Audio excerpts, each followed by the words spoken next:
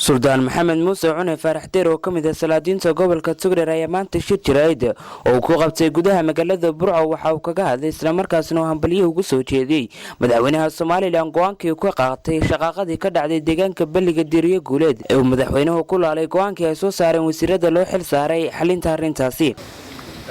go'aankii madaxweynaha uu ka gaaray shaqaqadii ka dhacday Balliga Diriye Guuleed waan soo dhaweynaa boqolkiiba boqol baan soo dhaweynaa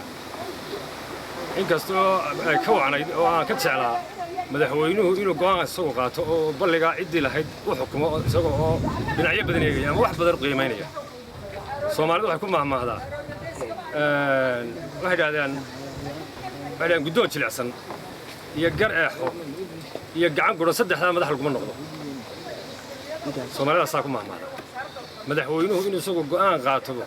oo uu gooyo arrintaas oo yiraahdo ciddaasana xukumay go'aankii wasiiradana uu laalo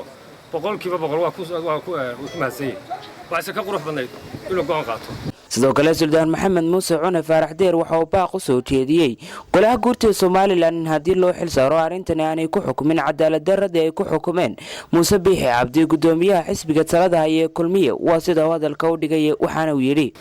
waxa guurtida ayaa arrinta madaxweynuhu u gudbiyay waxa soo baxay warar kuteena oo suuqa ku jira oo leeyahay cid baa la magacaabay guurtida ka tirsan oo gaar ah oo dawladdu magacaawday baa meeshii loo soo dirayaa arrintaana waxaan oran lahaa madaxweynuhu ma oga baa leeyahay arrintaas kuma oga had iyo goor dhan xilkii ka sokoyn jiray daaqada ka dhageysan jiray madaxweynaha kaasa arrinta wadwada baa leeyahay marka waxaan oran lahaa madaxweynuhu arrintaas hawlo socdo isaga madaxweynaha intaas aan kaga tagayaa waxaan la hadlayaa qolada guurtida ilaahay horta ilaahay arrimooda ha fududeeyo laakiin waxaan aad ugu adkaynayaa